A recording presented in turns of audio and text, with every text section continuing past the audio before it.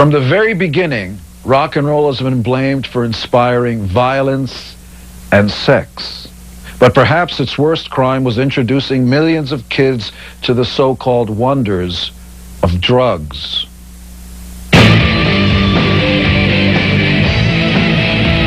I hate drugs. They've ruined my family. They've ruined my nervous system.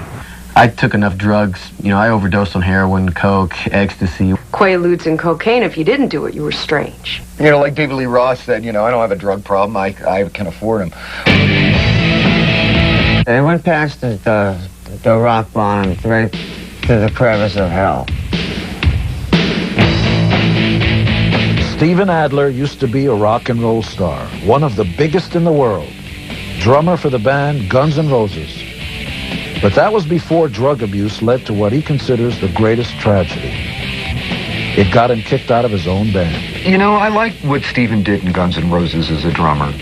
Guns N' Roses would sell tens of millions of albums in the 80s and 90s. Led by the unpredictable vocalist Axl Rose, they'd fill arenas around the world and define every excess in rock and roll. The sex, the outrage, the mayhem. But they're tearing up the stage. And the drugs. Drug abuse that would lead to Steven Adler's heart attack and a stroke that now affects his speech. Yeah, every city you go to, it's a party, next party. Fellow drummer Ricky Rocket knows firsthand. His band Poison competed with Guns N' Roses on the charts and on the road. No matter where you're at the night before, and you have a party afterwards and you're having a great time, the next day when you come into next town, the party's new to them, and you get into a pattern, pretty soon you're hooked. And then it's like, okay, now what? You know? That's where the teardrops start, fella, you know? Steven Adler and other members of his band became addicted to drugs like heroin and cocaine. But in 1990, with a very important album to record, Guns N' Roses decided to clean up. Steven Adler had to detox on deadline. I was really sick, I was really weak, and it took like about 25, 30 times to play the song. And they were getting really frustrated with me.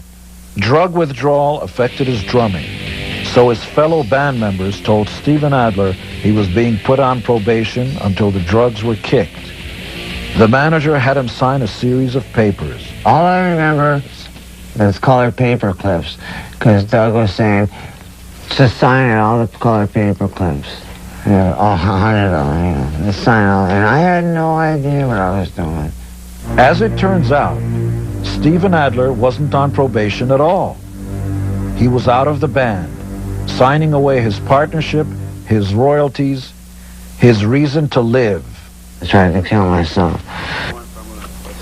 3 years after he was fired, Steven Adler sued Axl Rose and the rest of his band. See you in court. In a nutshell, the Guns N' Roses suit with Steven Adler comes down to the rest of the band maintains that they all cleaned up, and Adler didn't. Steven Adler's argument was unique, at least to those outside the secret world of rock and roll. He'd been on drugs because that was part of the Guns N' Roses job description. I was just smoking and doing it because the other guys were doing it. I just wanted to be a part of my band, a gang. Midway through the trial, the case was settled. Steven Adler was awarded $2.5 million and his royalties.